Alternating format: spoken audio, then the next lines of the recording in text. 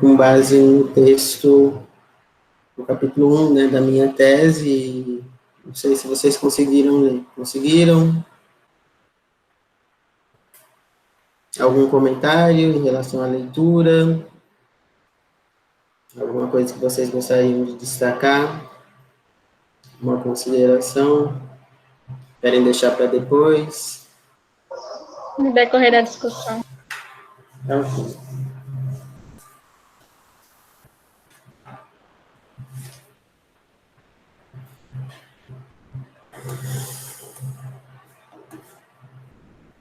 Deixa eu apresentar aqui.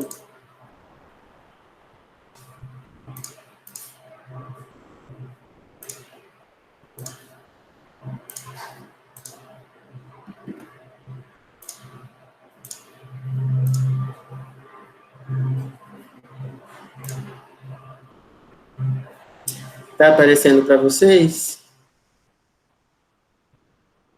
Sim. Ok. Vamos lá. Eu fiz umas anotações aqui. Essa apresentação tem bastante, mas vamos seguir. Então, o texto ele vai retomar, né, algumas coisas, né, alguns temas, né, que a gente abordou na aula de ontem. Então, o conceito de raça, né, o racismo enquanto ou uma história, né, do racismo ou uma visão do racismo em uma perspectiva histórica, né? Então, também traz isso no texto, né? Então, a raça, então, desde ideias proto-racistas, né, porque não dá para falar em racismo antes ou pelo menos do racismo como a gente conhece hoje, antes da ideia de raça, né? E a ideia de raça vai surgir, né, principalmente a partir de Darwin, né? Então, então há discussões, né, sobre o racismo antes da raça. Tem um texto, né, da Hannah Arendt, né, naquele As Origens do Totalitarismo, que ela vai abordar exatamente isso, né, a ideia é o racismo antes da ideia de raça. Então, são as formas proto-racistas, né, ou pré-racistas, né, então, como a gente chegou a conversar ontem, né, então são perspectivas, né, ou entendimentos do racismo com outras bases, né, então, seja na língua, seja em uma outra perspectiva. Eu, como estou apresentando aqui, eu não vejo o chat, né, e qualquer coisa, vocês podem abrir o microfone e falar. Professor, eu só falar que está Sim. pequeno, eu saí do celular, Sim. mas ainda está pequeno. Não, é que o que eu estou falando não está na apresentação. Então, eu até poderia desmaximizar aqui, né, porque realmente ainda não estamos na apresentação.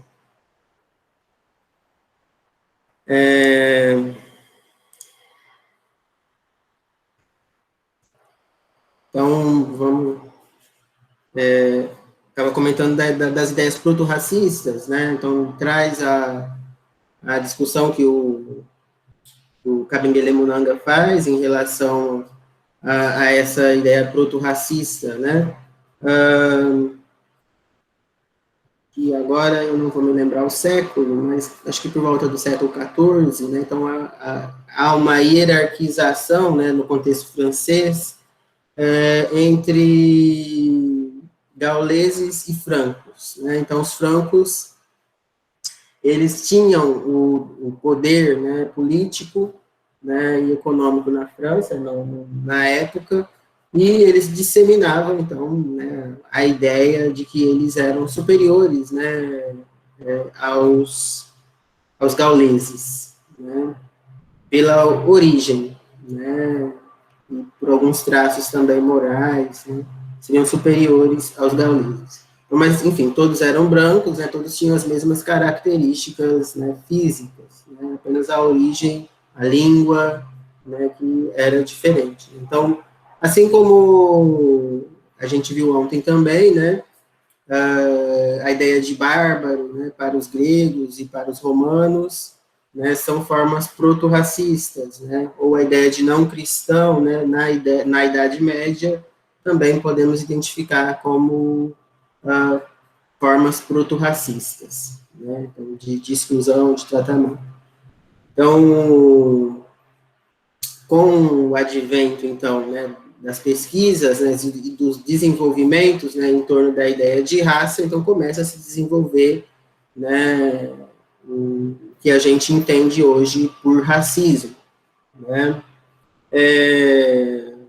E aí, né, esse desenvolvimento do racismo, como a gente chegou, né, a discutir ontem, se inicia, né, principalmente, né, a partir da enciclopédia, né, da enciclopédia francesa, do Diderot e Condorcet, né, no século XVIII, né, que vai definir o que é o homem, e a partir daí, né, vai surgir uma série de outros teóricos, né, que vão afirmar, né, e ampliar a discussão, né, em torno da ideia de que a humanidade teria origens diferentes, né, assim, então as raças teriam origens diferentes e capacidades diferentes, né, sendo que algumas raças seriam mais capazes que outras, né. Então, algumas raças teriam traços de cultura, valores, ciências, uma moral superior à outra, né?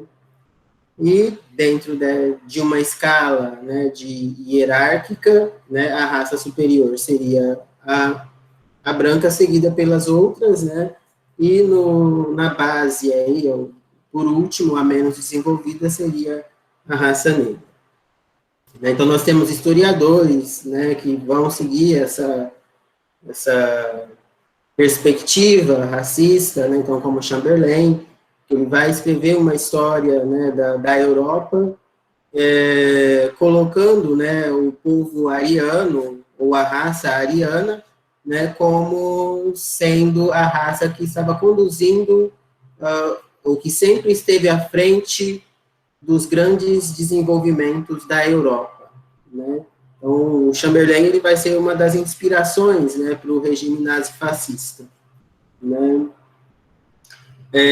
Assim como Gobineau, Bemba e outros, né? Então, que vão estar, né, e vão ser vários os campos, né, que vão estar vinculados a essas pesquisas e esses desenvolvimentos aí das ciências racistas, né?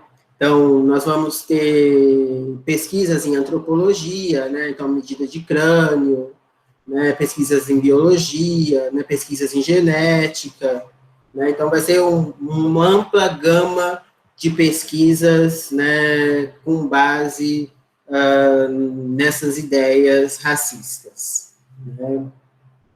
Então, o racismo, então, ele tem um desenvolvimento e uma aceitação durante muito tempo, né, mas após o advento da Segunda Guerra Mundial, as teorias racistas começam a ser menos aceitas, né? Então, principalmente porque ela atinge, né, o velho mundo, ela atinge a Europa propriamente, né? Porque antes, quem que eram os marcados ou os outros? Eram pessoas que estavam fora da Europa. Então, toda a violência que o racismo produzia ia ou acontecia fora da Europa, né? Então, não incomodava tanto, né? Então, estava tudo bem, né, ser racista, né? Mas com a Segunda Guerra Mundial muda de figura, né, a situação, e enfim, né, eles não poderiam tolerar, né, um genocídio, né, a morte de milhões de pessoas em nome da ideia de raça, né. Então, começa a ser questionado, né, essa perspectiva racista, né, a partir de 1945, né, em 1950, né, há uma convenção, né, e os cientistas assinalam nessa convenção de que os seres humanos pertencem a uma única raça, né, a raça sapiens, né, nós somos todos homo sapiens, sapiens, né. E também, né, em decorrência, né, do acontecido na Segunda Guerra Mundial, em 48 a gente vai ter a Declaração Universal dos Direitos do Homem e do Cidadão, né, que também vai afirmar a igualdade entre as pessoas, né, entre os seres humanos. Né, também vai ser, então, um marco antirracista. Né. Mas apesar, então, de todos esses movimentos contrários, né, ou pelo menos alguns movimentos contrários, né, às práticas racistas, pesquisas, né, e cientistas, alguns cientistas contrários aí, né, em documentos oficiais, então, afirmando, né, e negando, afirmando a não existência de raça, né, e negando o racismo, né, então, mesmo com esses esforços, o racismo continua sobrevivendo, né? Então ele vai apenas alterando as suas formas. Então, biologicamente, o racismo não se sustenta mais, né? Mas ele se sustenta com base em outras, ele se sustenta em outras bases agora, né? Sejam elas psicológicas, sociais ou culturais, né? E ele acabou se inserindo mesmo nas relações, né, nas dinâmicas de grupo, né, nas dinâmicas das relações intergrupais, né, e vai se sofisticando, se alterando, né, alterando as formas né, de se apresentar, né, então saindo ou deixando de ser formas abertas e flagrantes, né, de racismo para formas mais sutis, né. No Brasil, o movimento, como no Brasil há uma ideia, né, existe, né, o racismo, o Gobineau, ele vem para o Brasil, né, durante o Brasil Imperial, né, no século XIX, ele escreve sobre os mestiços, né, fala sobre a degenerescência, né, que a mestiçagem trazia, né, que os mestiços seriam inferiores, né.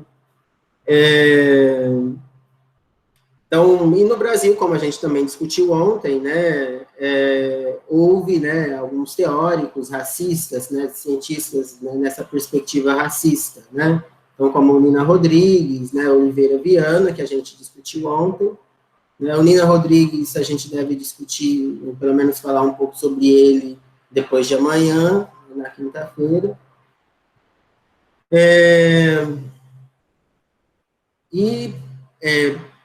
Após, né, esses desenvolvimentos, né, de alguns teóricos racistas, né, é afirmado, né, a ideia de que no Brasil não existe racismo, né, de que aqui nós viveríamos em uma democracia racial, né, é a lógica mesmo do apagamento dos conflitos, né, que é típico do contexto brasileiro, né.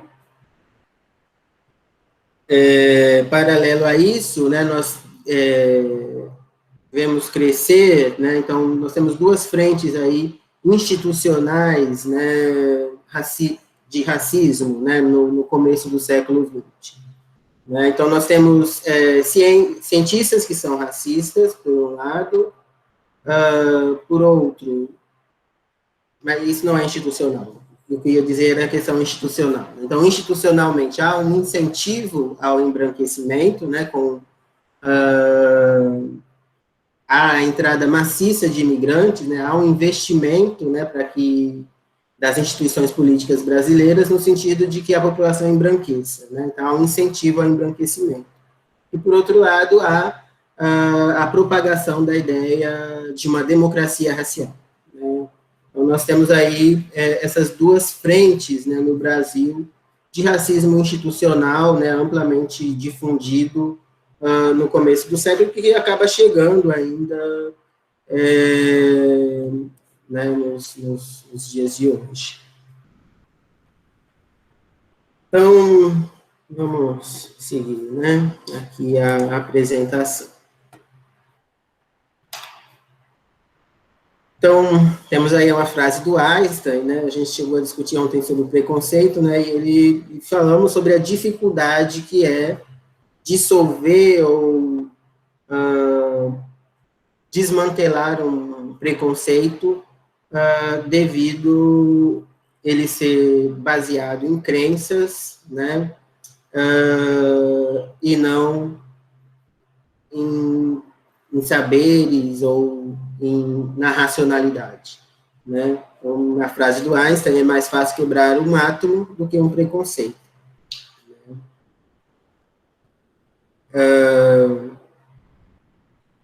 Então, o preconceito, ele é uma manifestação que ocorre nos diversos níveis sociais e educacionais da sociedade, e seria, no mínimo, ingênuo acreditar que você ou eu não temos preconceito. A diferença, talvez, seja em saber que ele existe, como se manifesta, os males que causa e estar atento para evitá-los e até transformá-los. Então, todos nós temos preconceitos, né? Mas se nós estamos mais atentos, né, ou mais despertos para essa temática, né, nós vamos nos policiar mais para não, ou para tentar desconstruir esse preconceito. Em certo sentido, todos nós somos preconceituosos, na melhor das hipóteses, com relação às pessoas que sabemos preconceituosas, né? Então, no mínimo, a gente não vai ter simpatia por quem é preconceituoso. A gente vai ter preconceito com essas pessoas, né?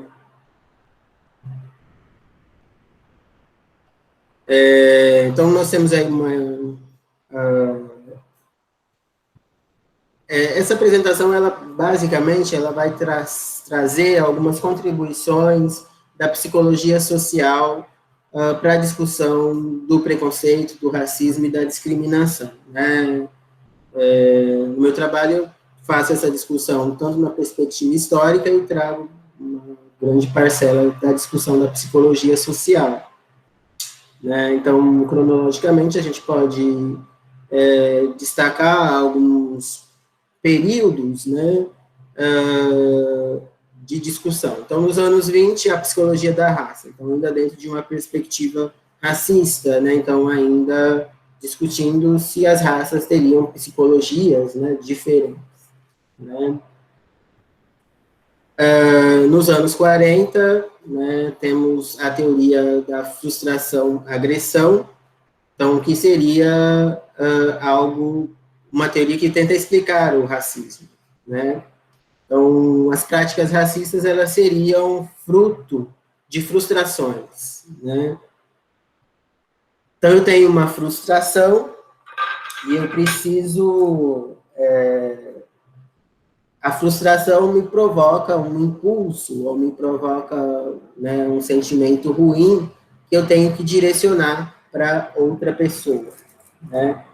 Então, por exemplo, se meu chefe me humilha no meu trabalho, eu não posso dirigir esse sentimento de frustração, ou de ódio, ou raiva que eu tenho pelo meu chefe para o meu chefe. Então, eu vou dirigir para outra pessoa, né, para alguém que seja mais frágil dentro da sociedade. Então, essa seria a perspectiva da frustração à agressão. Eu me frustro, projeto a minha frustração em outra pessoa, e agrido.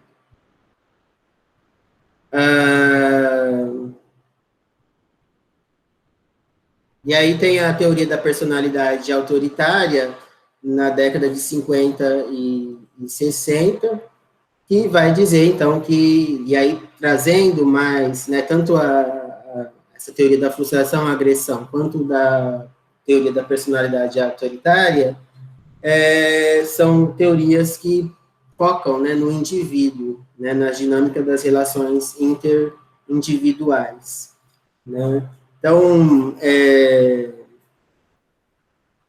segundo a teoria da personalidade autoritária, né, alguns indivíduos, né, na relação com seus pais, né, eles são muito podados, né, eles não têm muita liberdade, então eles se constituem, né, uma personalidade mais rígida, mais autoritária, né, que aceita menos as diferenças, né, e como é algo da personalidade, né, seria algo quase impossível de se modificar, né? Então, esse tipo de personalidade seria algo que propiciaria, né, o racismo. Em 54, né, nós temos o Allport, que eu cheguei a comentar ontem também, né, Gordon Allport, que era professor de Harvard, e ele desenvolve, né, que o livro é de 1954, né, escreve a natureza do preconceito, que não é traduzido no Brasil, né, The Nature of Prejudice, que ele vai colocar o preconceito como uma atitude mental, né, uma disposição mental negativa em relação a alguns grupos ou algumas pessoas, né? Diferente da teoria da teoria da personalidade autoritária, né, que é do Adorno e do Horkheimer, o Allport ele não coloca o racismo ou o preconceito, né, que é o objeto dele, o preconceito na esfera do ser, né, não é a personalidade, não é o que a pessoa é, né. Então, a pessoa ela não é racista, ela está racista, ou ela não é preconceituosa, ela está preconceituosa. Então, o preconceito é algo que pode ser superado, né? Dependendo da circunstância,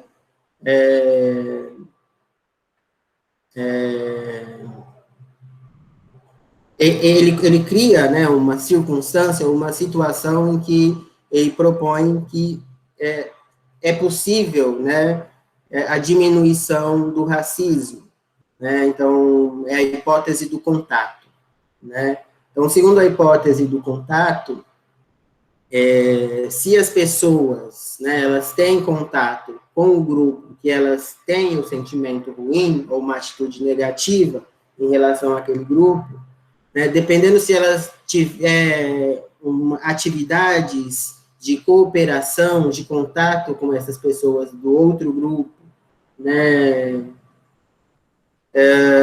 onde elas tenham igual status, objetivos comuns, apoio institucional, né, e reunindo todas essas condições, né, o preconceito poderia ser diminuído, né.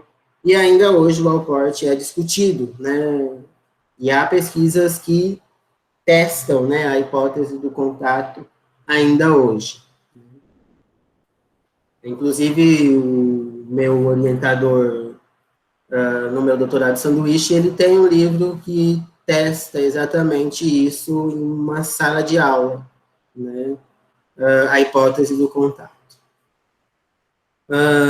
Em 72, o Tagifel, ele vai propor uma explicação racional, né, para o preconceito, né, explicando o preconceito como um elemento da diferenciação social. Então, para que eu mantenha a identidade do meu grupo,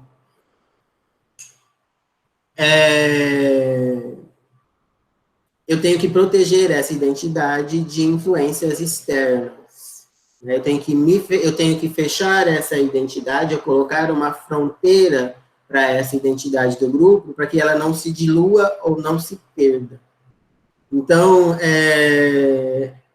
nesse sentido, eu crio preconceitos em relação a outras identidades, para que esses elementos dessas outras identidades não penetrem, né, a minha identidade.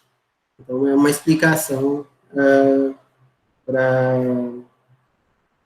a dinâmica do preconceito, né, também da psicologia social. Né, e nós temos outras formas, né, de preconceito que a gente ainda vai, né, discutir adiante. Né.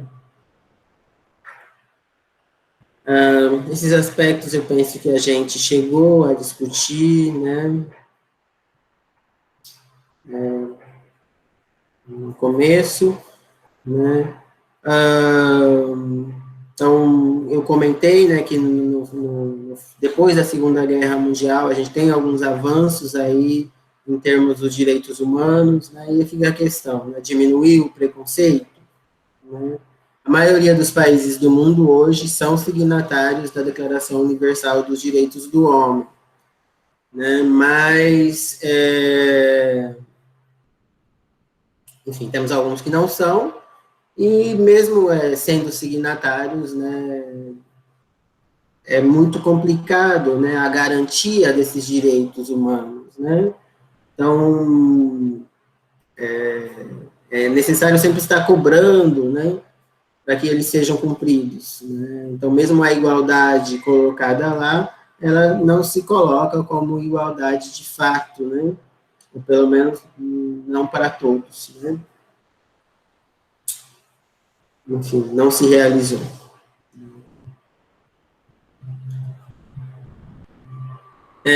A gente também chegou a discutir um pouco, né, sobre essa relação entre política e preconceito.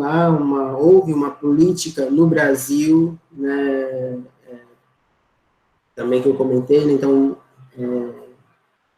como no caso do branqueamento, como no caso da democracia racial, então foram políticas de Estado que fomentaram, né, o preconceito e o racismo.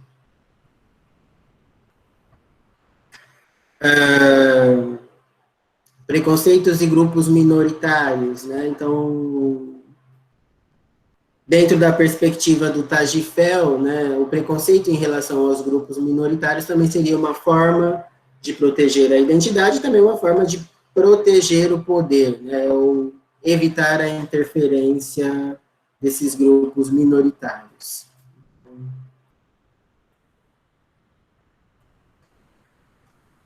E no Brasil, então, os estudos, né, que trazem essa discussão, né, sobre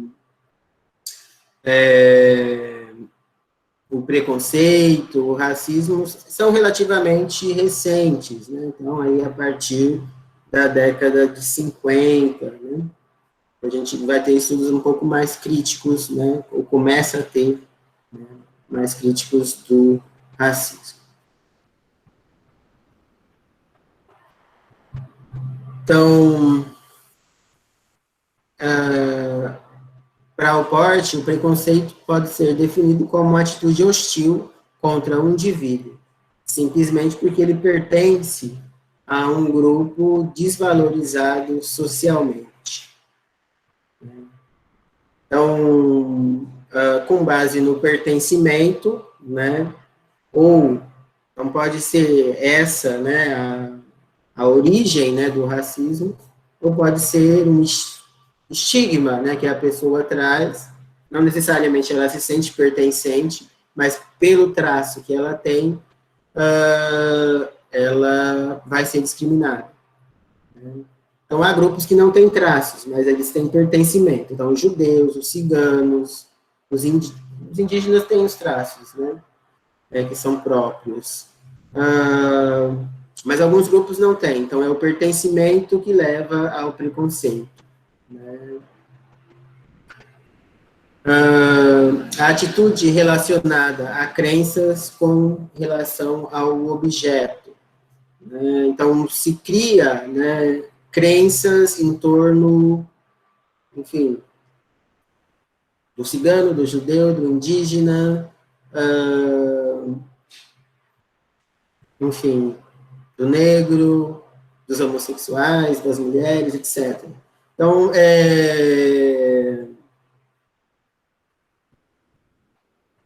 essas crenças, né, então, que com base principalmente em senso comum, né, unicamente no senso comum, né, é que se estabelece, né, então, o preconceito. Né? Então, são crenças sobre esse objeto, né, enfim. Então, por exemplo, vocês podem citar crenças que a gente tem em relação aos indígenas, ou preconceitos que existem em relação aos indígenas?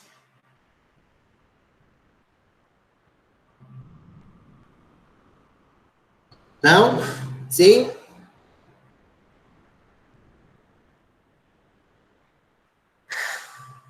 Sim ou não? Calma, professor, deixa a gente refletir.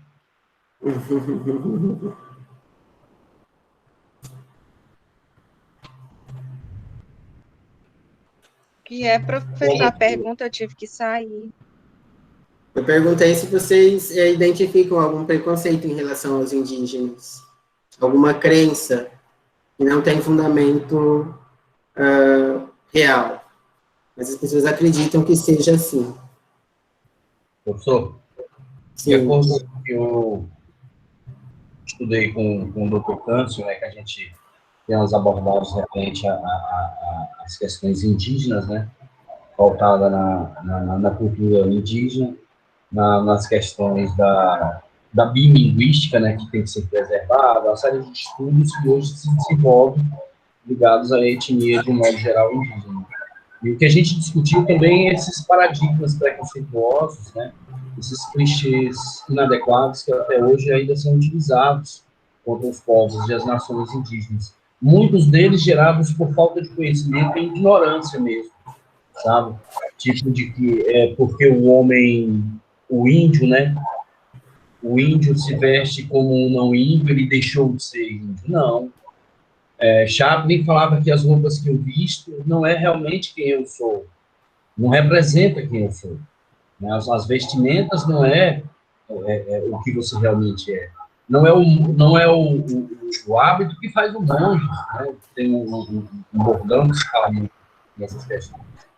E o preconceito que é voltado à etnia indígena é mais nesse segmento, que é um povo atrasado, que não tem uma cultura própria, né?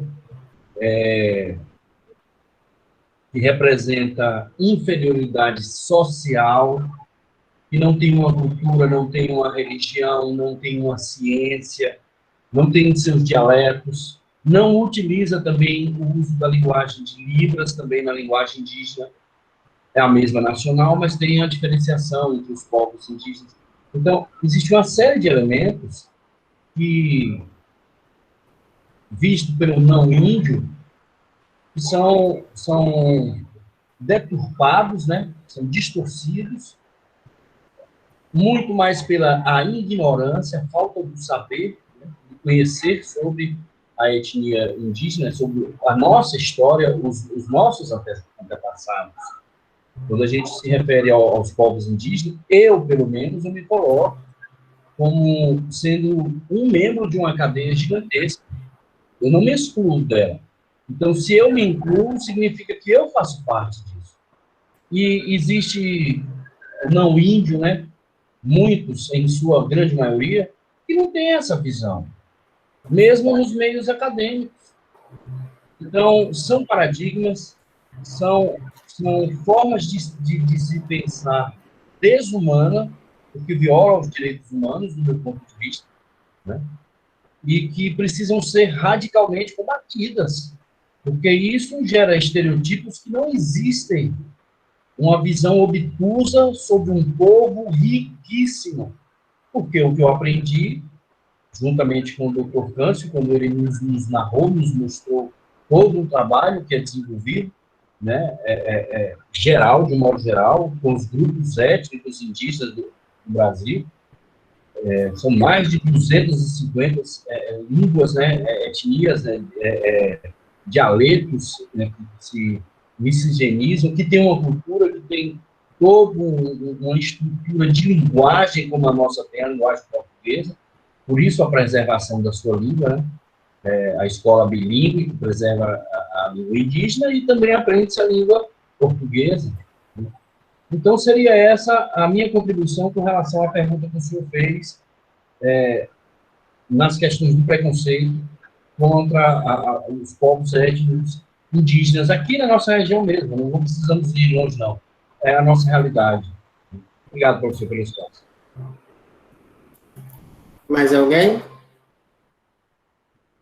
Professor, a exemplo, a gente ouve muito aqui, assim, que a pessoa não vai em determinado supermercado aqui em Tocantinópolis porque frequenta muitos indígenas. E quando você pergunta pelos outra população, outros povos, eu recordo.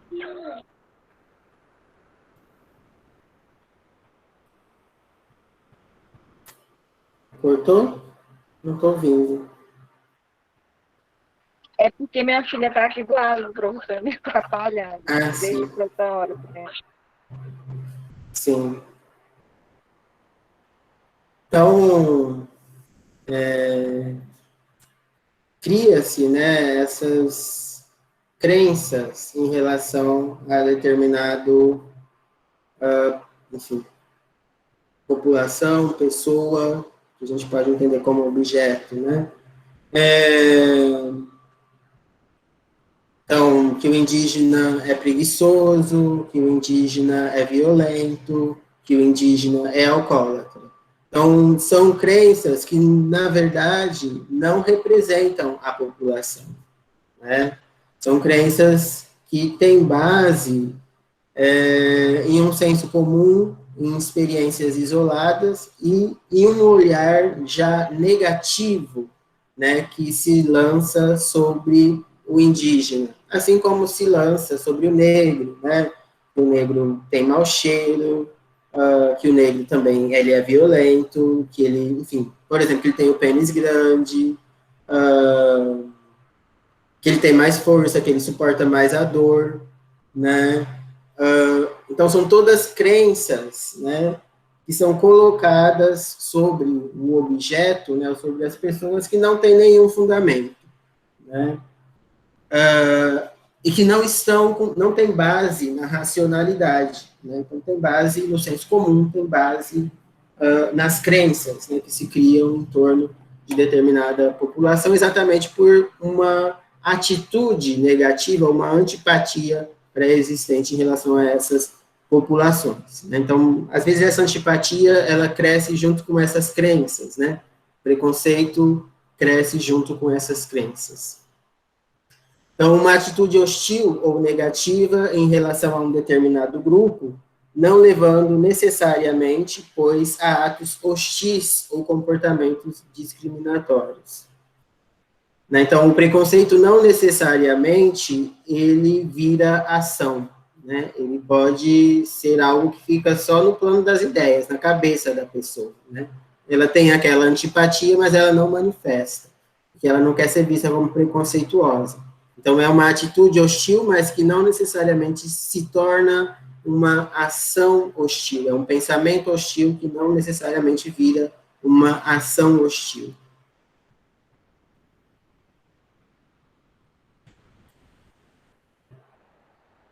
Então, o preconceito ele tem base, né, nessa ideia de separação, né, então, do diferente, né, ou do que não pertence, seja com base em uma observação ou com base na crença.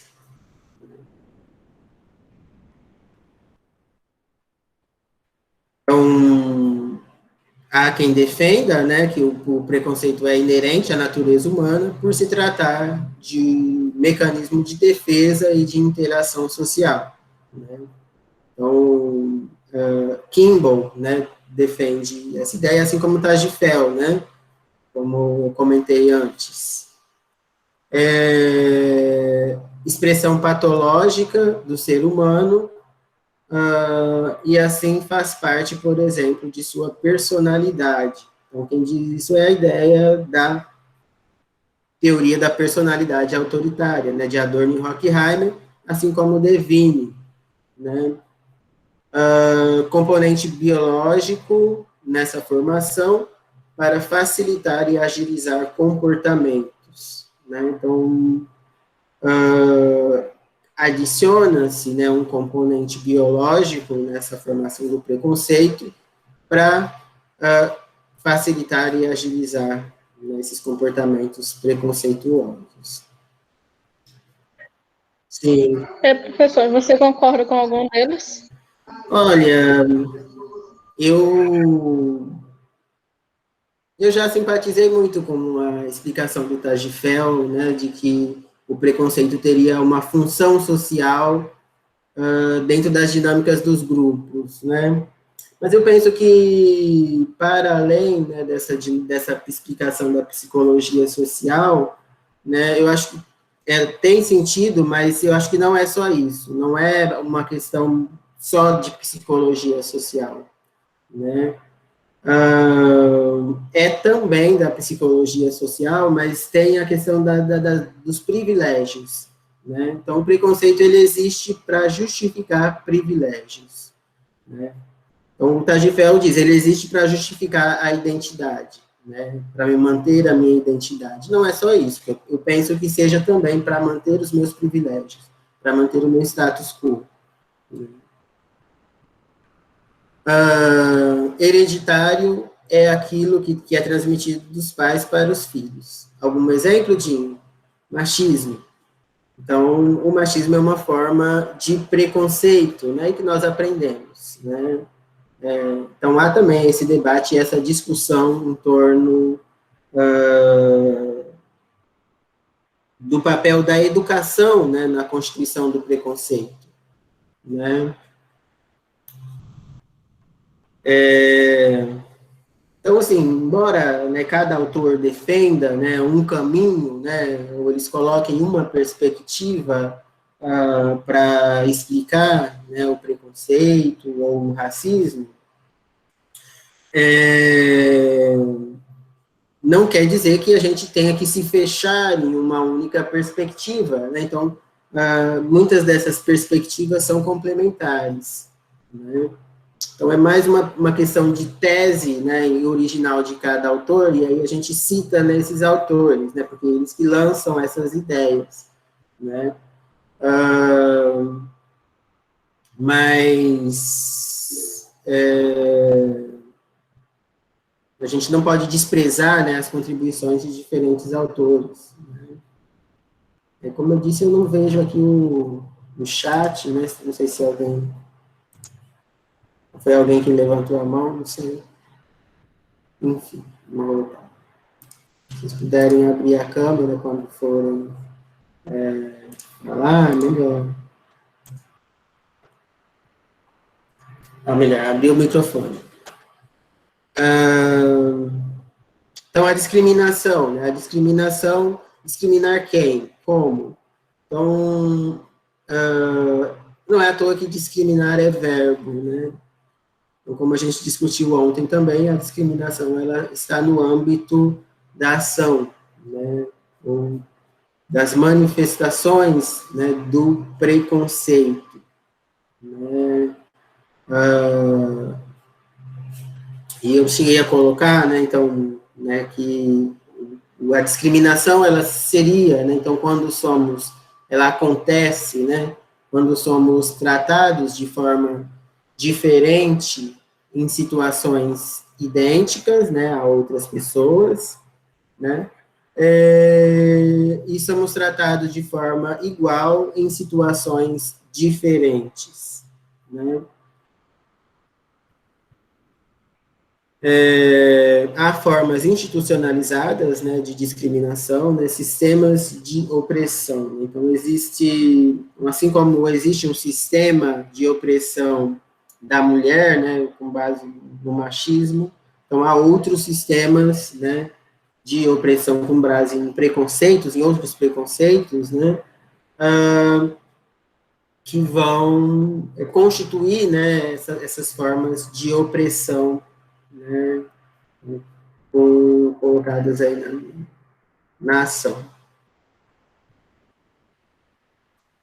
Então, o Alport também define racismo, né, ou preconceito racial, né, como uma antipatia baseada numa generalização falha e inflexível, que pode ser sentida ou expressa, acho que não aumenta, deixa eu aumentar,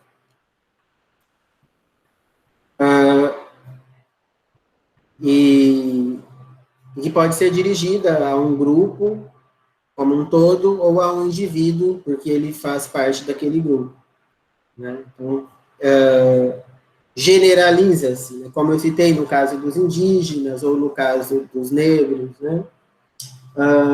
Uma leitura errada para todo o grupo, para todas as pessoas, né? Ou se tem uma visão geral do grupo e coloca essa visão geral sobre o indivíduo. Né? Então, tem base nessa generalização. Né? Então, tem base, muitas vezes, em marcas físicas externas, né? Em estigmas, né? Ou em marcas culturais, em marcas internas, né? Então, uma redução do cultural ao biológico, né? Então,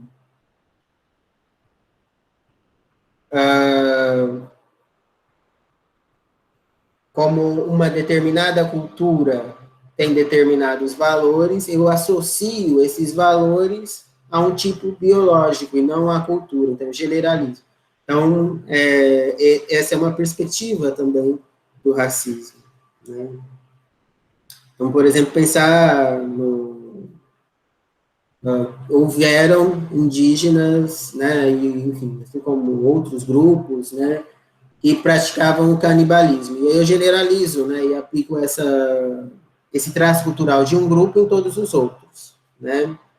Enfim, né, o canibalismo ele existe, né, em forma simbólica, né, até nas sociedades modernas, até na nossa sociedade, né. As pessoas comem o corpo de Cristo, né, então é uma forma de canibalismo simbólico. Né, mas, enfim, as pessoas generalizam, né, então, um traço, né, que percebem em um contexto, né, e aplicam esse a todos os indivíduos daquele contexto. Né? Uma generalização errada. O racismo implica e é institucionalizado. Implica essencialismo, né? Então, achar exatamente, né, que existe uma essência, né? Então, ser indígena, né, essencialmente, né, é ter determinados traços, e aí pode ser traços, né, do preconceituoso, traços ruins, negativos, assim como ser negro implica em traços, ou em uma essência ruim, né,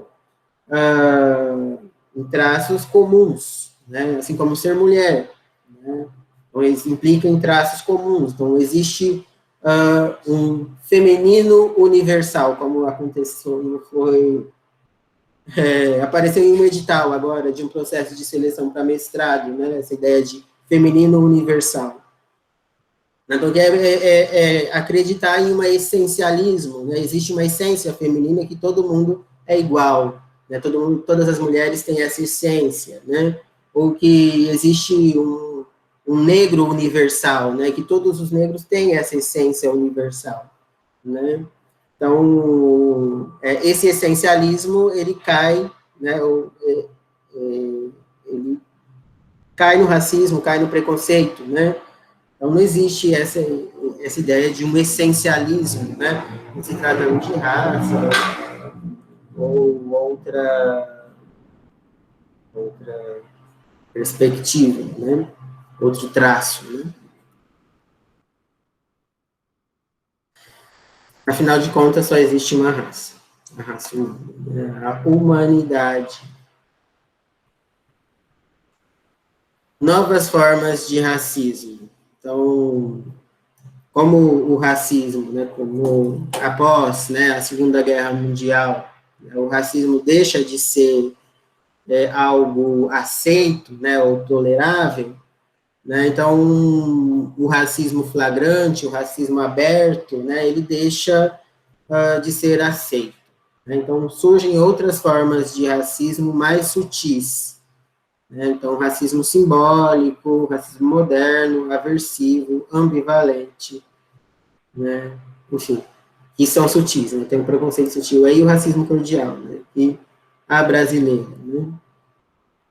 Então, o racismo simbólico e moderno, né, que, enfim, na verdade, primeiro a expressão racismo moderno, né, e depois racismo simbólico. Essa discussão, basicamente, é uma discussão que se desenvolve nos Estados Unidos, né? Então, assim, a maior parte da produção sobre o preconceito é norte-americana, né, e da psicologia social também, principalmente, é norte-americana, né, o debate em torno do preconceito. Então, essas teorias também são. Então, primeiro, a ideia do racismo moderno, depois a ideia do racismo simbólico, que são próximas às mesmas coisas, né? Então, são teorias, né, que surgem aí na época em que os negros lutavam pelos direitos civis, né? Então, ontem a gente comentou que houve um período na história dos Estados Unidos, né, no começo, né, do século XX, em que havia uma apartheid, uma separação, em que os negros eles tinham um estatuto, né, ou leis diferentes do que os brancos, né, espaços que eram exclusivos para negros e exclusivos para brancos, e os negros tinham menos direitos, eles eram menos cidadãos do que os brancos, né. Na década de 60, então, há a organização, né, dos negros, né, em torno da luta para que eles tenham direitos civis iguais aos brancos, né. E nessa luta, né, no contexto dessa luta que se desenvolve, né, essa perspectiva, ou essa teoria do racismo simbólico, do racismo moderno, né. Então, as pessoas que manifestam esses valores racistas, elas acreditam que os negros, eles estavam violando, né, os valores tradicionais americanos do individualismo e da ética protestante, né, do individualismo à medida... o individualismo e a ética protestante, enfim, são coisas que se relacionam, né, a ética protestante, você atinge a graça divina individualmente, né, e isso é manifesto materialmente, né, o destino manifesto, né. Então, se você vive o paraíso aqui na Terra, significa que você é um escolhido, né, significa que você tem a graça divina, né. Então, essa conquista é individual. Então, se os negros colocam ou forçam isso, eles estão indo contra esse princípio, estão indo contra o individualismo também. Então, eles estariam em uma condição de inferioridade de direitos, econômica, social e etc., porque por razão deles mesmos, né? Então, eles lutarem por isso, por essa igualdade, eles estariam forçando a barra, né? E por isso há, né, esse sentimento negativo, né, em relação a esses indivíduos, né, esses sujeitos negros, né. É uma ameaça simbólica aos valores e à cultura. Eles estão indo muito longe, eles estão recebendo mais do que deviam, né. Então, à medida que dão direitos iguais a eles estão forçando a barra, eles estão indo rápido demais, né. Então, esse é o sentimento, né, colocado aí para o racismo simbólico e moderno, mesmo de negação dos direitos, né, uma antipatia em relação a essa conquista de direitos. né? A outra forma de racismo é o racismo aversivo. Então, como a gente chegou já a discutir, né, não é razoável que uma pessoa seja racista, né? Então, as pessoas, elas têm aversão ao racismo, né? Elas podem ser racistas, mas elas vão criar estratégias para não manifestar este racismo, né? Então, há racistas que são flagrantes, né, que explicitam, né, o seu racismo, e racistas que são aversivos, ou que escondem o seu racismo, né? Eles expressam valores igualitários em conflito com sentimentos negativos. Tem uma experiência ambivalente. Então, eles são racistas por um lado, mas eles são igualitaristas por outro, né? E aí conflita, né, um sentimento comum, né?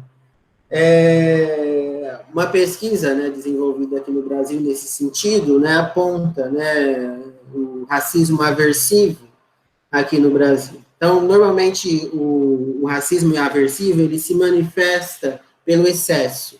Então, há um excesso de expressão de sentimentos em relação ao grupo minoritário, como forma de esconder o seu sentimento negativo. Então, há um relato, né, de uma... Né, então essa pesquisa, né, ela analisa um programa infantil, né, em que a apresentadora loira, ela beija, né, as crianças, né, e aí verifica-se uma diferença quando ela pega crianças brancas e crianças negras, né? Então, as crianças negras, ela dá um beijinho e manda sentar. Opa, errei. As crianças brancas, ela dá um beijinho e manda sentar. As crianças negras, ela põe a criança no colo, ela dá muitos beijos. Então, há um exagero, né? Então, esse exagero é um sintoma de um sentimento negativo escondido. Então, provoca um desconforto, um nervosismo, uma ansiedade, um medo, né? E por isso que a pessoa tem esse comportamento exagerado quando ela está diante dessas pessoas que têm essas características que ela não se dá bem, que ela não gosta, né? Que ela tem antipatia, que ela tem preconceito. Então, nessa forma, há mais evitação do contato e menos confronto violento. Então, né, é bem escondido, né? Então não faz tanto mal, assim. Ele existe, mas não é tão aparente. Pode fazer mal se essa pessoa tiver poder, que ela vai escolher, né, e privilegiar quem ela bem entender.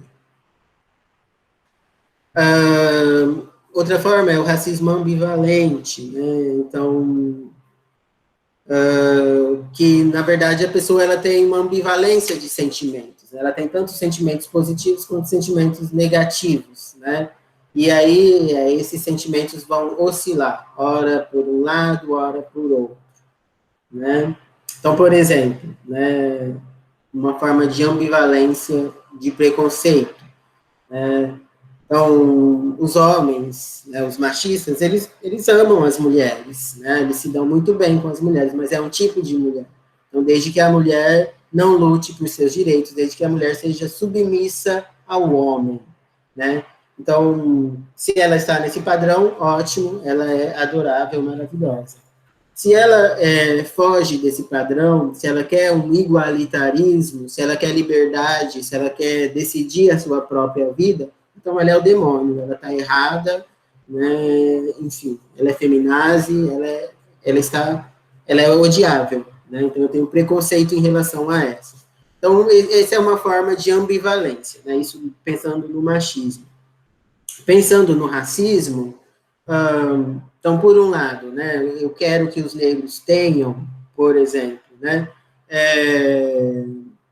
acesso, né, à democracia, acesso à educação, né? Então, eu tenho, por um lado, sentimentos positivos. Por outro lado, eu acho que os negros eles estão contaminando a cultura, né? Que eles estão trazendo formas religiosas que prejudicam, né, que fazem mal, que eles estão atrapalhando, né, as pessoas, né, as outras pessoas.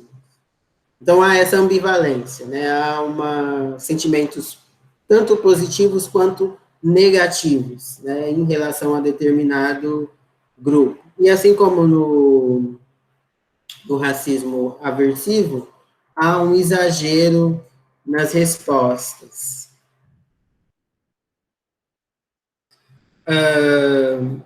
Então, o preconceito sutil, né, então, em relação a grupo, é sempre em relação a grupos externos, né, exógenos ou exogrupos, e tem, então, 3 dimensões, né, então, a defesa dos valores tradicionais,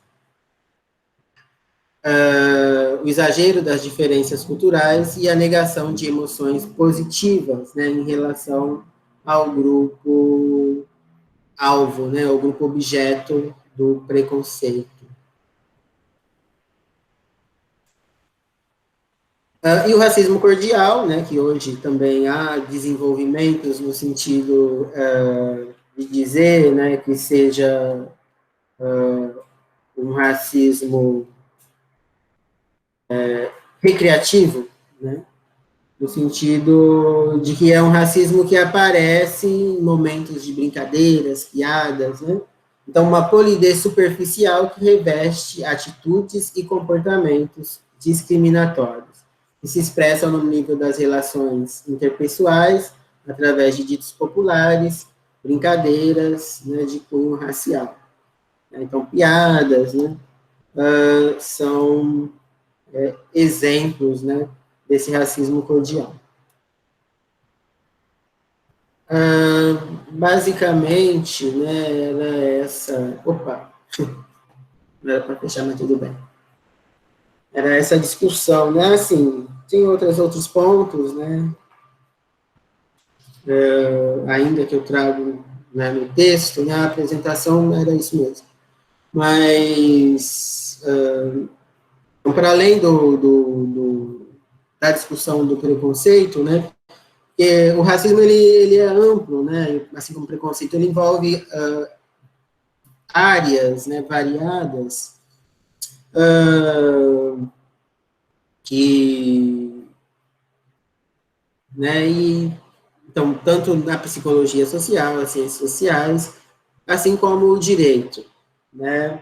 Então, o racismo, ele passa a ser crime, né, no Brasil, enfim, não me lembro a data agora, mas era na década de 50, por volta da década de 40, 50, com a lei Afonso Arinos, né, então, vai ser a primeira lei que vai criminalizar o racismo no Brasil, né, e, enfim, como o racismo é algo que existe, né, na sociedade brasileira, e quem pratica são as pessoas que têm poder, então, também não seria interessante criar uma lei que colocasse todos os racistas na cadeia, né? Então, porque são os racistas são os brancos, as pessoas que têm poder, elas mesmas não iam fazer uma lei que as prejudicasse, né?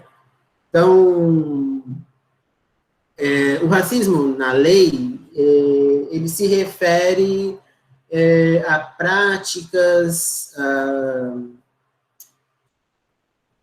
situações em que a ofensa, a manifestação, atinge a coletividade.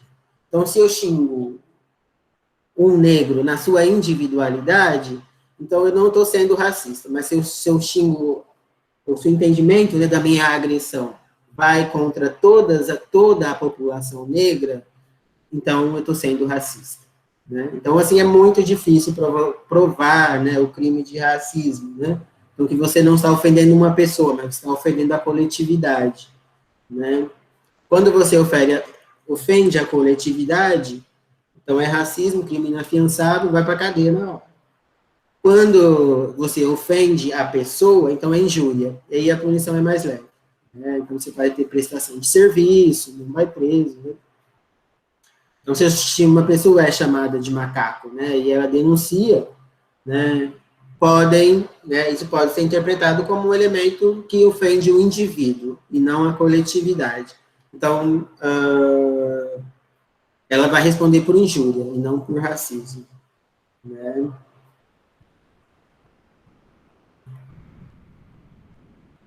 Tem outras teorias, né, também, mas é que são muito parecidas, né, com essas teorias que eu já apresentei. Né, uma teoria do bode expiatório, né, que ela se parece muito com uma teoria da frustração-agressão, né. Então, o bode expiatório é a pessoa que, enfim, ela tem muitas frustrações, por exemplo, no trabalho, né,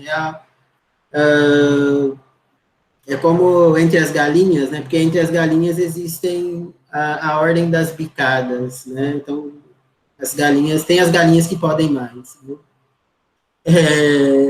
E aí, enfim, dentro de uma sociedade existe uma hierarquia social, onde algumas pessoas têm mais privilégios, né? E essas pessoas, né, elas podem ser patrões, né, como a gente discutiu ontem, né, as nações patroas e as nações empregadas, né? Mas colocando dentro das relações individuais, então existe um patrão e existe um empregado, né? Então, o patrão está numa condição de superioridade, então ele pode destratar, maltratar o seu funcionário, humilhar o seu funcionário. Só que o seu funcionário não pode responder a essa humilhação à altura. Então, o que ele faz? Ele desvia esse desejo de agressão para um bode expiatório. Ele deseja agredir o chefe, mas ele vai para outro. Ou o filho, ele deseja agredir os pais, mas ele não pode, porque eles são seus provedores. Ele elege um bode expiatório para despejar essa frustração, enfim.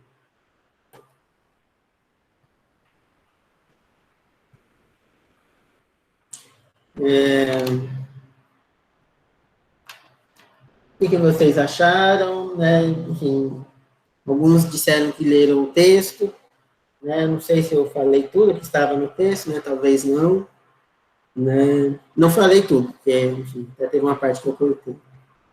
Mas o que vocês têm a comentar?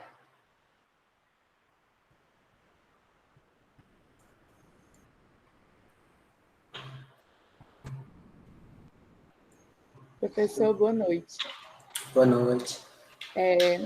Não, é só mesmo uma parte lá que eu fiquei bem intrigada. Quando ele fala de... Só um minuto. Ele fala de branqueamento, a ideologia do branqueamento.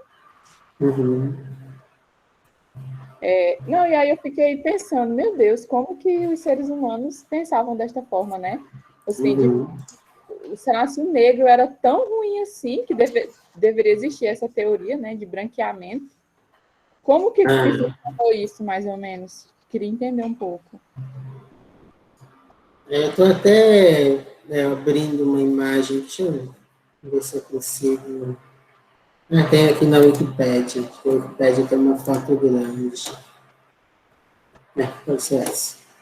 Estou tirando aqui. Tá. Então, houveram, né, muitos teóricos no Brasil, né, que escreveram, né, teóricos racistas, né, entre eles o Oliveira Viana.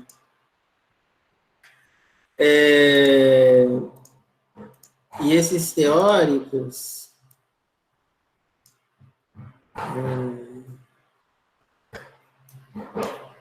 então, Oliveira Viana, ele vai ser um desses teóricos que vai... alguns vão dizer que, enfim, mestiços são degenerados, né, como Gobineau, né, e outros vão por outro viés. Os brasileiros vão por outro viés. Como aqui havia muitos miscigenados, né, as mulheres negras, né, durante a escravidão, elas elas eram muito poucas, né, principalmente nos primeiros anos, e eram praticamente monopólio dos senhores de escravos, né? Então, boa parte dos escravos eram, né, praticamente todos filhos dos senhores de escravos, né? Porque haviam poucas mulheres, né, tanto brancas quanto negras, né? E as mulheres negras, né, no contexto africano, elas têm um papel muito importante, né? Então, era muito mais caro, muito mais difícil de trazer mulheres negras para a escravidão. Professor, Sim. Essa relação que existia entre o patrão e uma escrava, né?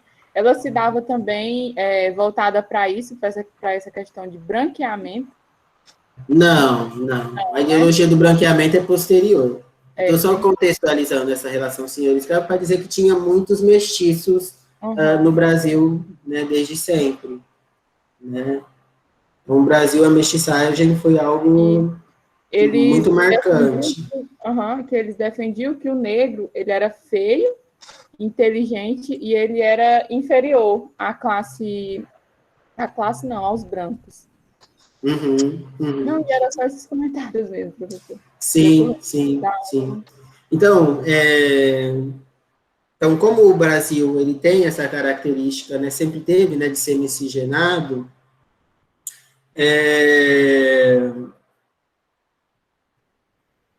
então, as teorias racistas que se desenvolveram aqui, elas tendiam a valorizar mais o mestiço, né? O mestiço seria superior ao negro puro, né? Como coloca Oliveira Viana, né? Só o mestiço produz civilização. Né? O negro não produz sangue puro, né? O negro sangue puro não produziria civilização. Né? Então, dentro dessa perspectiva, né, então, muitos teóricos, né, defenderam, né, essa ideia, né, e não só teóricos, né, o próprio governo brasileiro, né. Então, a imigração, né, ela é incentivada para um branqueamento, porque acreditava-se, né, que nações negras não poderiam prosperar, né, que os negros eram inferiores, né, então, para que o Brasil se desenvolvesse, né, ele teria que branquear, né. Então, abre-se, né, as portas à imigração, porque não era simplesmente a falta de mão de obra, porque havia restrição, né, tinha o imigrante ideal. O imigrante ideal era o imigrante europeu, o imigrante branco, né? Então, se fosse asiático, não serviria, né? Os japoneses, eles vêm, mas eles não estão em uma condição menos favorável do que outros imigrantes, né? Porque o imigrante europeu, né? Então, há um incentivo por parte do Estado, né, e esses imigrantes, eles vêm para o Brasil com uma série de garantias, né, pelo menos mais do que os negros tinham aqui, né, mais benesses, né, mais benefícios do que os negros tinham aqui, né. Então, tudo isso é um incentivo, né, que se coloca para um branqueamento, né, é a ideologia do branqueamento. Professor, só outra questão aqui que eu anotei, né? Que as características que eles colocavam lá, né, era de uma hierarquia, e que a raça mais perfeita era a raça branca, né? Sim. E também que somente a raça branca, ela era a detentora do conhecimento, porque, como já falei, né, ela era perfeita, entre aspas, e somente ela sabia das coisas. O negro, ele era deixado de lado. Sim. Essa é a perspectiva, né? A perspectiva racista, que hierarquiza, né, colocando um como superior e outro como inferior. Aí eu coloquei essa imagem aqui, esse quadro se chama A Redenção de Cã, né? Vocês sabem quem é Cã, né? Sim ou não? Não, eu não sei não. Da Então, Bíblia? Cã, sim, pode falar, é da Bíblia. Quem é Cã? Cã é filho de Noé, né? Então, Noé, ele tem alguns filhos, né? Sem, Cão e Jafé, né? São 3? Não sei se tem outro. Peraí, professor, a história do Cã aí, Sim. que eu me perdi. Oi? Cã, eu não entendi. É filho de Noé. Ah, sim, é. Aham. Então, porque assim, né? Segundo a história bíblica, essa foi uma das histórias que justificaram a escravidão negra. Biblicamente, né? Então, vocês conhecem a história do Noé e dos filhos dele? Alguém poderia contar a história de Cã?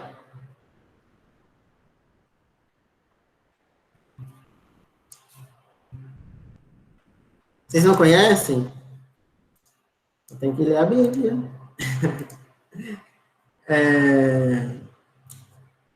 Então, em um determinado dia, né, não me lembro da história também, qual que era o contexto. Eu sei que o Noé embriagou-se, né, estava contente, acho que foi um dia depois, né, de que tinha parado, né, o dilúvio, né,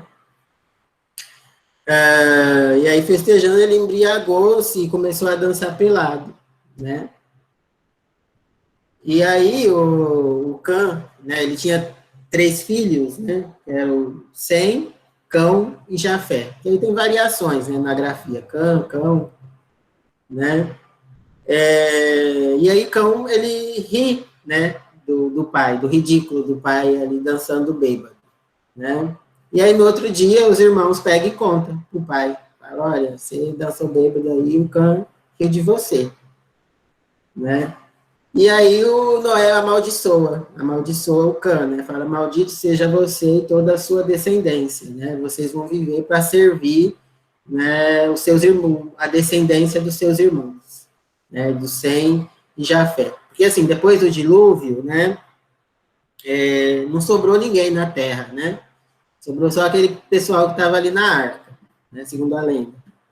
Aí, para povoar, né, o mundo novamente, o Noé vai mandar, né, cada filho para um continente, dentre os continentes conhecidos na época, né, que eram 3, né, que era a África, a Ásia e a Europa, né. Então, Sem e Jafé, né, foram para a Ásia e Europa, né, não sei qual que foi para qual, né, mas foi um para a Ásia e o outro para a Europa. E Cão foi mandado para Canaã, né, que ficaria na África, né. Então, como Noé tinha amaldiçoado, né, Cã, então seria justificável que os negros fossem escravizados, porque eles eram de uma descendência amaldiçoada. Eles eram descendentes de Cã e deveriam, portanto, servir a descendência de Jafé e de Sem, né? Então, o Cã é o maldito e os descendentes dele também são malditos, né? Então, as pessoas do continente africano também estariam amaldiçoadas, né? Então, a redenção de Cã aqui representa a redenção do negro, né? Então, aqui nessa pintura, que é a obra do Modesto Brocos, não sei se é Modesto Brocos ou Modesto Brocós, enfim. Então, vocês têm aqui, né, a avó, né, materna, negra, né, a filha, que é mestiça, né, e o neto, que é branco, né. Então, essa é a ideia da redenção de Cã, né? Então, do branqueamento. Né? Então, essa imagem ela é muito representativa, né, dessa ideologia do branqueamento. Né? Então, há toda uma matemática, né, em torno dessa ideia do branqueamento, né, de que misturando X porções de pessoas negras, eu teria que misturar tantas vezes, e aí chegaria, então, as pessoas brancas. Eles acreditavam que o destino do Brasil era se tornar branco, porque as pessoas iam misturando, misturando, e como a raça branca é mais forte, então a população ficaria toda branca. Né? O que é uma... Hã? Só uma pergunta, mas Sim. dentro das estatísticas, nascem mesmo mais brancos com essa mistura? Porque quando eu estava lendo a questão do branqueamento, eu fiquei assim, pensando que seria um idealismo, porque as pessoas que eu já vi, negros casados com branco, na maioria os filhos nascem negros. Sim, sim. Mas é E isso aí eu mesmo. pensei, deve ser mais um idealismo, porque na prática, que eu, perto de mim, eu vejo é diferente da pintura do Exatamente. quadro. Exatamente. Né, geneticamente, né, a característica, né, pele branca, ela é recessiva, né? Então, todos os traços brancos são recessivos e os traços negros são dominantes. Né? Os traços recessivos não podem gerar traços dominantes. Né? Os dominantes sempre prevalecem. Né? Então, dependendo da constituição da pessoa, né, os filhos podem nascer mais claros ou não. Né? Mas a tendência é que ele não nasça claro. Né? Mas é claro que existem. Né? Eu sou filho de uma família interracial. E eu tenho uma irmã que ela é branca. Né? Então, isso vai variar. Né? Não tem nenhuma garantia. Né? E o que a gente assiste hoje é exatamente o contrário do que previa esses teóricos do início do século. Eles previam que todo mundo ficaria branco. O que a gente está assistindo é que está todo mundo ficando preto. Ai, ai. Enfim, a maioria da população é negra. Né? Então, eles estavam errados. Né? E até estava assistindo a novela, assisti acho que 1 ou 2 episódios, aquela que está passando na Record, sobre a Gênesis. Não sei se chama Gênesis, é Gênesis que chama? Gênesis. E aí tem Adão e Eva, né? E Adão e Eva branco, né? Porque o branco, ele é recessivo. Se existiu uma Adão e Eva, eles não poderiam ser brancos. Porque brancos não poderiam gerar negros. Né? Enquanto os negros podem gerar brancos. Enfim. Né? Mas isso é só... O albino é a maior prova disso. O albino é uma deformação genética, né? Mas é que os dominantes podem gerar recessivos, mas os recessivos não podem gerar dominantes. Né? Então, você pode ter 2 casais, você pode ter um casal que nenhum tem um olho claro e tem um filho de olho claro. É uma característica recessiva, mas os dominantes podem gerar recessivos. Né? E se eu não me engano, professor, tem o albino branco e o albino negro. Ainda tem essa questão das características do biotipo. Não. O albino ele não tem pigmentação, ele não tem pigmentação nenhuma, nem no cabelo, nem no olho, nem na pele. Isso, eu não estou abrangendo essa questão da pigmentação, eu estou falando da questão biotipo físico. Por exemplo, o cantor Albino Hermeto, o senhor conhece, lógico, é o Sivuca, o famoso Sivuca, né? Ele é albino. E tem outros albinos africanos que têm a mesma estrutura física, porte físico, muscular, a estatura, a massa corporal, só que nas mesmas características físicas do homem negro. Os lábios, o rosto, entendeu? Mas só que ele é realmente todo branco. É isso que eu queria que o senhor... Sim. Não é a questão da cor da pele, mas é o biotipo físico. Porque é isso, né? Na verdade, o albino é essa questão de pigmentação, porque a forma dos traços, ele vai ser semelhante aos pais, né? Só a pigmentação que muda. Né? Então, o albino, ele pode ter cabelo crespo, branco, né? Se ele for filho de negro, tem o nariz chato, branco, né?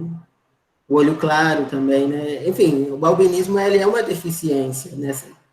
Ele é porque, assim, a pessoa, ela tem menos força, menos resistência, né? Uma série de doenças, ela enxerga menos. A melanina, é isso? Melanina. A melanina. É que a melanina é da pele. No caso, eles não têm pigmentação nenhuma, nem no olho, né? Normalmente o olho é quase branco, o cabelo é branco, né? Tudo branco. Então, assim, a pigmentação deles não é só a melanina, é generalizada. Quem que ia dizer? Como é que é a história? Por exemplo, se você acreditar na teoria da Bíblia, né? Que foi Adão e Eva e tal. Aí, eles... Como assim? Eu não entendi. Lá na novela que eles estão fazendo, Adão e Eva, eles mostram brancos, né? Uhum. Então, no caso, eles não poderiam ser brancos. Pela biologia, não. Pela biologia, porque, assim, pela biologia, né, pela genética, né, seres recessivos não geram seres dominantes, né? Então, características recessivas não geram características dominantes. Então, não seria possível o branco gerar o negro. Pela biologia, né? Exato. Adão e Eva eram negros. Sim. Enfim, é claro que isso aí é um mito, né? O criacionismo, né?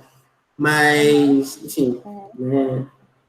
É a mesma ciência, né? A origem da vida é realmente um mistério, né?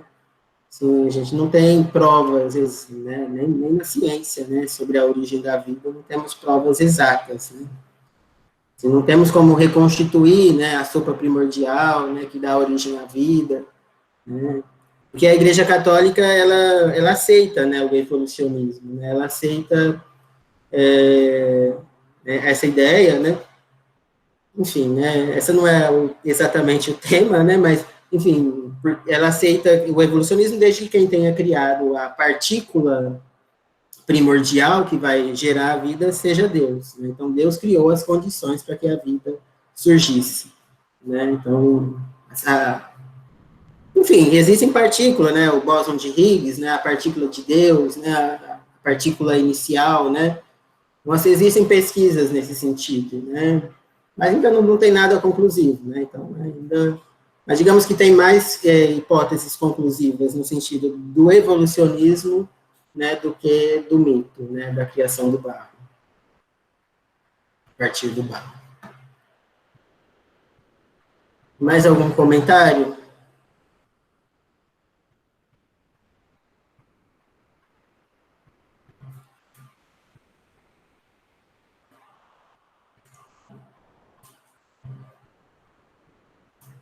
Em relação aí, a questão do preconceito. Vão pensando aí.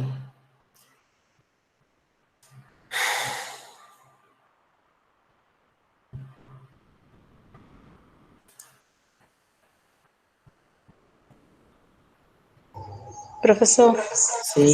para você fazer um comentário sobre a parte do texto em que ele vem falar das pesquisas, né, que os brancos faziam, que eles entendiam que o negro era a raiz do problema de tudo.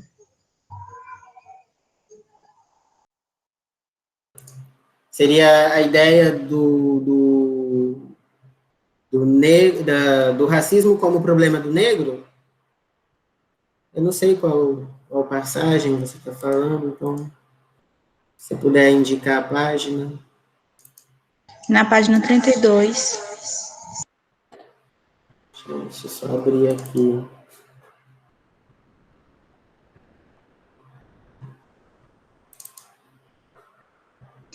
Na parte que ele fala que desde o início do século XX que existiam pesquisas sobre os negros, mas era seguindo a perspectiva de que o negro estava fora do padrão.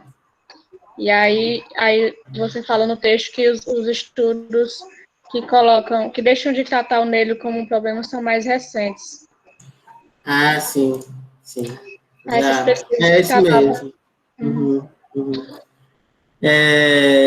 Então, são recentes os estudos que pensam, né, o negro a partir das relações raciais. Então, antigamente, né, entendia-se ou estudava-se, né, o problema do negro.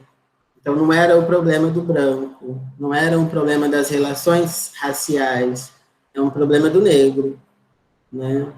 Então, os estudos enfocavam isso, né? Hoje, então, há outros estudos, né? Há estudos que vão destacar, né, os efeitos que o racismo produz, não só no branco, mas que ele produz, olha, não só no negro, mas que ele produz em toda a sociedade, no branco, né, em todo o grupo, né? Então, para você se sentir alto, você tem que manter os outros de joelhos, alguma coisa está errada, né?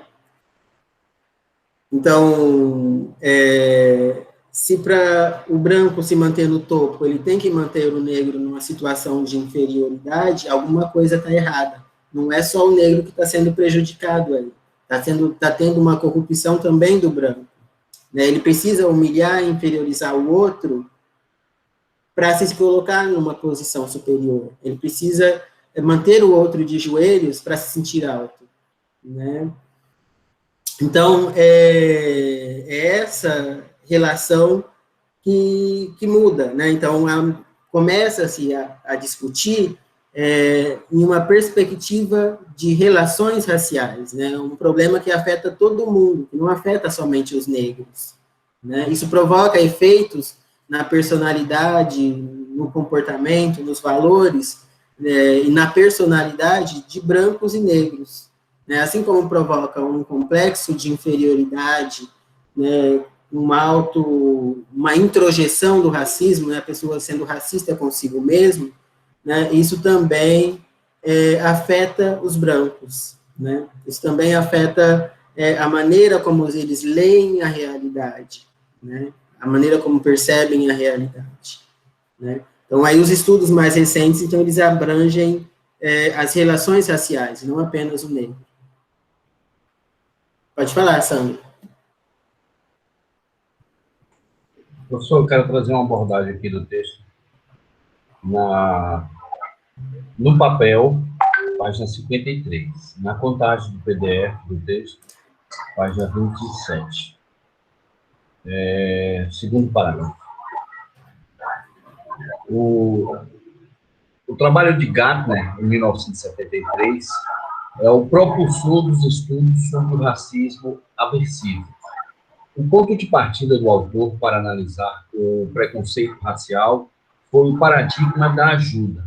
Ele usou a metodologia, o método de pesquisa, né, de intervenção, na possibilidade de uma determinada pessoa com um dialeto ou um sotaque que caracterizasse ser uma pessoa negra pela forma de falar, seria socorrido ou não.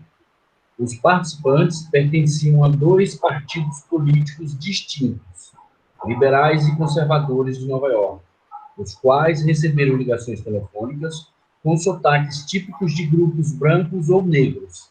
Nessas chamadas, os participantes, que não sabiam se tratar de uma pesquisa, ouviam um pedido de ajuda de uma pessoa que estava na estrada, precisando de ajuda de um mecânico, e tinha gastado suas últimas moedas ligando para o número errado. A pesquisa buscava verificar se os participantes ajudariam a pessoa que está pedindo a ajuda de acordo com sua raça, sendo esse o caminho para medir o preconceito racial. Por meio dessa pesquisa, Gardner, em 1973, demonstrou que os conservadores ofereceram menos ajuda a negros e os discriminam mais que os liberais. Essa foi a conclusão que se chegou com relação a essa pesquisa. Eu achei interessante isso. Do ponto de vista de analisar qual seria o posicionamento de 2 partidos políticos, né, que seriam isso, dentro de uma sociedade. Eu achei interessante de que conservadores ainda persistiram em negar ajuda, né? Isso é muito, assim, vindo do país de primeiro mundo, Pessoas civilizadas, com acesso à cultura mais refinada, ainda têm um conceito cultural paradigmático, sabe? Que tem que ser rompido, tem que ser desconstruído, ainda tem que ser desconstruído. É terrível, a gente tem isso próximo da gente. Era essa a minha contribuição a respeito disso. Sim. Isso porque o preconceito, né, ele não está na esfera da racionalidade, né, ele está na esfera da crença, né? Então, por mais que a pessoa pode estudar, mas é outro caminho que é para desconstruir esse preconceito. Não é o conhecimento da ciência, é o conhecimento de si mesmo, né? É o conhecimento da ciência também, né, porque ela tem os desenvolvimentos dos estudos, né, sobre preconceito, etc., mas é a autoobservação, né? Você saber o que você está fazendo, né? As suas escolhas. Que aí, no texto não é citado o nome dos partidos, né? Que seria o democrata e o republicano. Né? Mas a gente percebe isso ainda hoje, né? Então, o republicano como sendo um partido muito conservador, né? No passado, né? O republicano, ele apoiava mais os negros, né? E o democrata apoiava menos, né? Os democratas eram favoráveis, né, ao Jim Crow, se não me engano. Né? E hoje se inverteu, né? Mas, enfim, ainda continua essa mesma relação, né? O conservador era o republicano e continua sendo, né? Mas a gente percebe, né? Então, por exemplo, aí o Trump, né? A gente assistiu, né? Manifestações racistas, né? Então, ainda permanece esse paradigma, né? E é isso, o preconceito, ele não está dentro da esfera mesmo da racionalidade, né? Ele opera por meio de crenças, opiniões, né? E às vezes, ações racionais acabam por não resolver, né, o problema, ou por não resolver a questão.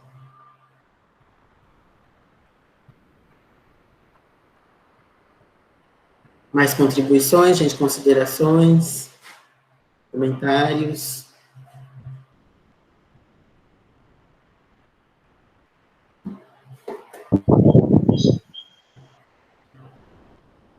Yasmin, ia dizer? Não, professor, eu queria só destacar uma questão, assim, que às vezes o racismo, ele está presente também no próprio negro, porque, eu vou citar eu mesmo como exemplo. Quando a gente vai fazer inscrição de concurso, tipo alguma coisa, eu sempre colocava lá que eu era parda, sendo que eu não sou parda, eu sou negra, e eu não sei por que eu achava que eu era parda. Então, assim, é uma construção que, eu não sei, eu acho que muita gente faz isso, né? A gente não consegue se ver como negro justamente por causa dessa construção que teve a sociedade de ver o negro como algo inferior, né? Então, muitas vezes o próprio negro é racista, e assim, eu observo, tem gente que se sente ofendido se o outro chamar ele de negro, mesmo que não seja num contexto ofensivo. Então, por quê? Justamente por causa dessa construção que teve, né, de o negro ser algo feio, algo inferior.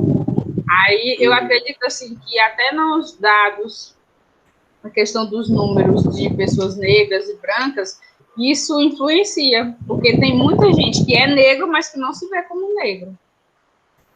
Sim.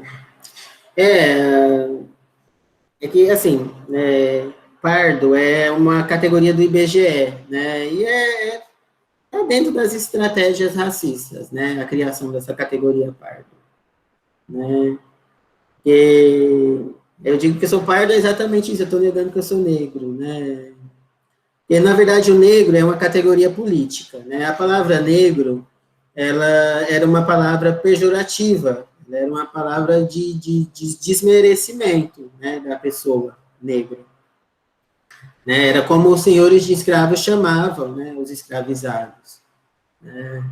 Em outros contextos, né, essa mesma palavra ela não é nem pronunciada. Né? No contexto americano, o equivalente seria nigger. Né? Se alguém chama alguém de nigger no contexto americano, enfim, né, é escandaloso, né? Isso não pode ter em nenhum lugar essa palavra. pessoas nem falam, fala a palavra com N, né? Em algum som, algumas músicas, né, vocês vão encontrar, né, letras que falam, né, the N-word, né, a palavra com N. Em alguns seriados, né, também vai aparecer assim, eles não pronunciam. No caso brasileiro, o negro foi ressignificado pelo movimento negro, como um elemento de orgulho, de pertencimento, né, e negro se coloca mais como uma categoria política do que propriamente como cor, né? Então, o IBGE, ele não usa a categoria negro no censo. Então, no censo, a categoria usada é preto e pardo, né? Então, essas são as cores, né? Então, seria a cor preta, parda, branca, amarela, vermelha, né? Então, são cores, né? E o negro se colocaria para a raça, né? Então, assim, quem se identifica como cor preta ou parda se inseriria, né? Isso já muito recentemente, né? Então, se convencionou de que quem se declara preto e quem de cor preta ou de cor parda são negros, né? Então, hoje é identificado isso. Mas no passado havia essa confusão. Não sei é pardo, se é o quê? Né? Se é tanto preto quanto branco, né? Então, se é meia-meia, né? Se é café com leite, enfim, você não sabe de onde você pertence, né? E aí as pessoas ficam né, no meio do caminho aí, né? Não se liga nem um lado nem o outro. Então, é uma forma de desmobilização do movimento, né? A criação dessa categoria parda, né? E aí a maioria das pessoas são pardas, né? Então isso acaba enfraquecendo o movimento. Então foi uma estratégia mesmo, estratégia política, a criação da categoria parda. E aí como o negro, né, a cor preta, né, tem uma história racista que liga, né, e estereotipa, né, a população negra. Então, como o Joel Rufino traz no texto dele, ele fala assim, você está preto de sujeira. Né? Então, a criança que ouve isso, quando é criança, né, você está preto de sujeira, né? Ou sempre a associação da cor preta a uma coisa negativa, ela não vai querer pertencer a essa coisa negativa. Então, ela vai passar a negar a si mesma. Ela vai passar a negar o seu pertencimento. Ou ela vai passar a não gostar das pessoas que têm essas características que são marcadas como ruins dentro da sociedade, né? Então, por isso que os próprios negros acabam assimilando, né, esse racismo presente na sociedade e reproduzindo, né? Isso é uma perversão mesmo, muito grande que o racismo faz com as pessoas. E é um processo, assim, né, que a Neuza de Santos Souza, ela coloca que ser negro no Brasil é sempre um tornar-se negro, né? Porque a pessoa, ela assimila tanto esse racismo que ela passa a negar o próprio corpo, o próprio cabelo, a própria identidade negra, né? E se discriminar, né? Também começa a discriminar outras pessoas, né? Que têm essas características, né? Ela começa a reproduzir o racismo, né? Enfim, e aí, superar isso depende de cada um, sim. Na fala aí da Yasmin, eu lembrei que eu sublinhei essa parte, né, onde falava assim, o estigma racista propunha que ser negro é ser feio, pouco inteligente, inferior. E hoje eu percebo, igual você falou, que o negro ele se aceita mais. E eu vim me colocar em relação ao que a mídia hoje preza. Às vezes agora o gordo, a pessoa com obesa, né? Porque com que a população vem passando, e principalmente agora depois de pandemia, em casa, sem fazer atividade física, comendo o que pode. Então, assim, hoje em dia não é mais nem tanto negro que não aceita, mas a pessoa obesa, a pessoa gorda, e com que a mídia do corpo bonito, a mulher perfeita, a lipo aí. Então, assim, eu vim olhar para esse lado. Sim, sim.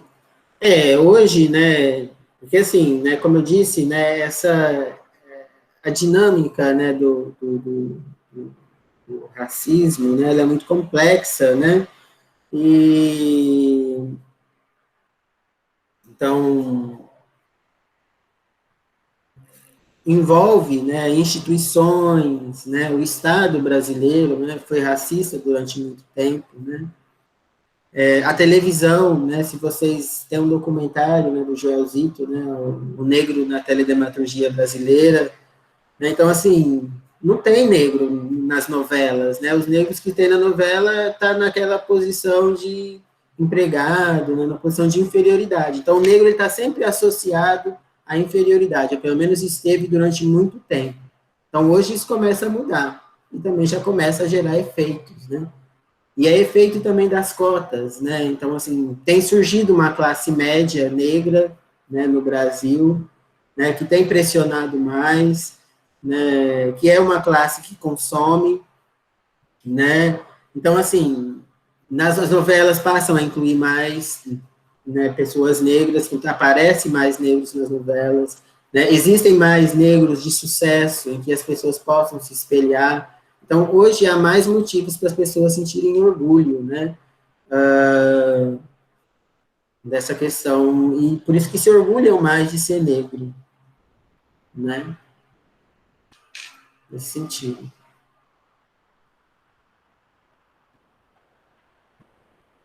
Mais comentários? Considerações?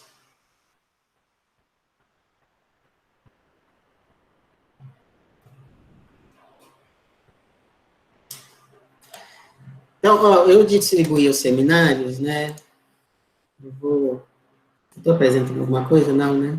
Deixa eu apresentar aqui, então. O professor estava querendo, de ontem eu não assisti a aula do Marco Aurélio, e o senhor passou a atividade da questão do portfólio. Eu queria que o senhor explicasse como é que eu faço esse portfólio, para mim já começar a fazer as minhas atividades referentes à aula. Sim. O portfólio são comentários às aulas, né? Comentário de em torno de uma página. Pode ser mais e pode ser um pouco menos, né? Como teve alguns alunos, né, que disseram se poderia ser outro formato, né, formato mais esquemático, em vez de texto, eu também coloquei a opção de mapa mental, né, de um campo associativo ali de ideias, né, então, além do texto, né, então, a partir da aula, dos textos, enfim, vocês vão compor ali uma produção, a partir da segunda aula, então, da segunda aula, Por exemplo, a aula de hoje eu vou ter que fazer nesse mesmo aspecto textual. Por exemplo, os elementos... Um comentário. Isso, um comentário da aula. Isso, a memória aula, como o professor Cleomar costuma fazer de vez em quando. Isso. Entendi. Perfeito. Obrigado, era essa minha dúvida. E eu vou assistir a aula de ontem, porque ainda não tive tempo, né, mas vou assistir após essa aula, vou assistir a aula de... E aí já entrego essas duas atividades, de hoje e de ontem. Obrigado. Ótimo.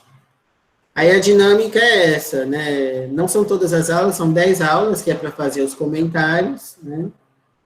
No portfólio, né? Aí só não é a última aula, a primeira aula não precisa fazer, e as duas aulas que tem o filme, vocês já vão ter que fazer o relatório do filme, né? Então não vai ser um comentário, vai ser o relatório do filme, né? Que aí conta para outra nota.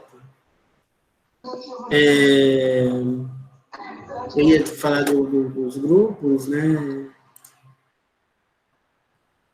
Nem todo mundo colocou.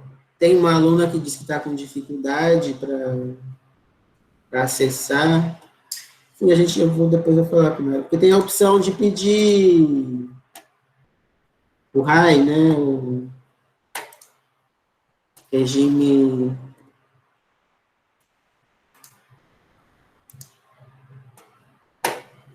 esqueci o significado agora. Mas é para fazer os exercícios em casa, atividades em casa. Não tem internet, tem essa possibilidade.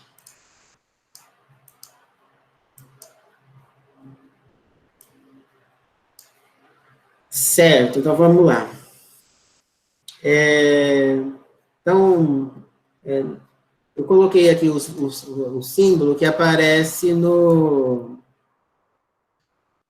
programa, né? Então, os seminários começam a partir do 3 no programa, porque o 1 e o 2 eu suprimi. Então, o S3, né, no programa vai ser isso. Deixa eu botar aqui no programa impresso. Vai ser. Não precisava. Danil Malino Gomes, né? Então, no dia 23/3, né? Esse outro grupo, da Alba, Maiara e Maria Elda, é o 5, que é o texto África Ocidental, né? Gemima, Rebeca e Maria Arlene, o 7, que é do Negro no Brasil Hoje, o capítulo 4. Lohane, Cristiele e Jimmy, vai ser questão racial e literatura, também no dia 23. Jailma e Gerlane vai ser o 8, que é o capítulo símbolo Negro no Brasil Hoje. O Sandro e a Charlene é o seminário 6, que é sobre história da África também, dia 24/3. E a Larissa Polieme e Maria Tarlani, o seminário 9, que é o parecer número 3 de 2004, né, sobre as DCMs, as Diretrizes Curriculares Nacionais, o ensino da educação das relações étnico-raciais. Aí, vocês têm o link, vocês podem entrar lá e confirmar, né, qual que é o seminário de vocês, caso não tenham anotado, tá?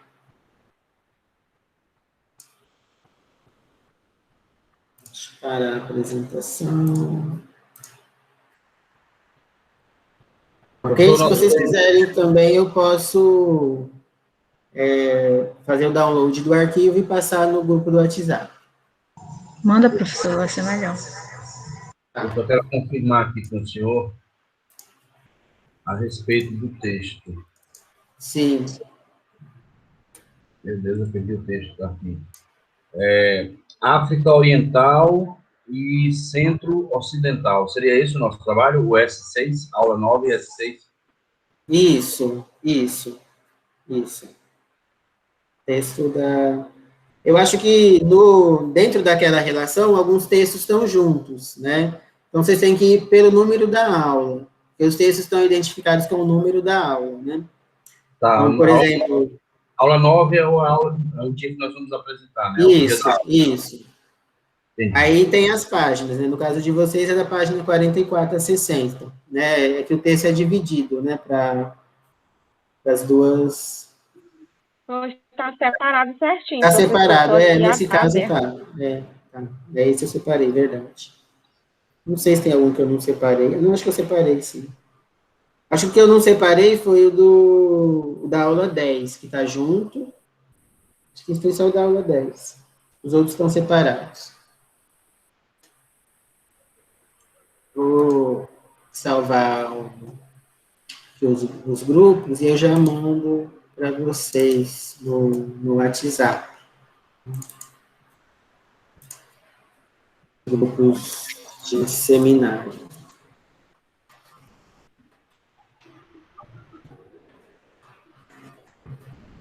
Não sei se ficou alguma outra questão para a gente decidir, resolver. Mais alguma questão, alguma dúvida, comentário? Professor, só eu. Os textos estão no e-mail, é? Não entendi essa parte. Sim, eu mandei hoje novamente, reencaminhei. Tá, obrigada. Tá? Caso não tenham recebido, pode mandar um e-mail pedindo que eu encaminhe. São comentários sobre a escolha do texto para aula, né? E a gente está tão acostumado a ler textos de autores assim, longe da nossa realidade. E é aqui fica no automático falar, tipo, acho que a Larissa falou, ele, não sei o que tem, Uhum, nome do sim, autor, né? Sendo que a gente está aqui conversando com o autor. Então, sim. eu acho muito válido quando os professores trazem as suas obras para as aulas. Porque eu não sei o que é, mas eu consigo compreender com mais facilidade. Não sei se é porque a gente já está acostumado com a linguagem do professor. Então, eu acho isso muito interessante. E eu gostei bastante do texto também. Bom, bom. Professor, no caso, o primeiro texto da aula de hoje é para ser entregue até às 23 horas, né? O de hoje é até amanhã. Se você mandar hoje, melhor, né? Mas pode ser até amanhã, porque como eu gravo as aulas, e aí quem não pode assistir, assiste amanhã, né? Então tem essa tolerância. Ah, tá. Pode ser sempre o limite de até o outro dia, até às 23 horas. Até o outro dia, Entendi. Por exemplo, o de ontem pode postar hoje até as 23h59. O de hoje pode... Oi? Eu estou no prazo ainda do de ontem. Tá, você pode postar hoje ainda. E o de amanhã é a mesma coisa, até amanhã, 23h59. De hoje, Professor, né? outra coisa, eu vi lá no grupo, é para fazer o texto e também escrever um comentário ou como? Não, no caso, se você fizer um mapa mental, né, ou um esquema, né, que você entendeu ali, aí eu pedi que fizesse um detalhe, né, dizer por que foi relevante a aula para você. Ah, tá, entendi. Tá? Mais Para alguma? amanhã segue a sequência, né, professor? Como? Para amanhã pegar a sequência do plano, da disciplina. Isso, amanhã é a aula 4 e vai ser o texto do Clóvis Moura, História do Negro Brasileiro. Eu ainda não passei para vocês, mas aí eu passo daqui a pouco. Tá? Eu passei já no e-mail, né? Mas eu vou colocar no WhatsApp também. No e-mail tem. É o texto da aula 4.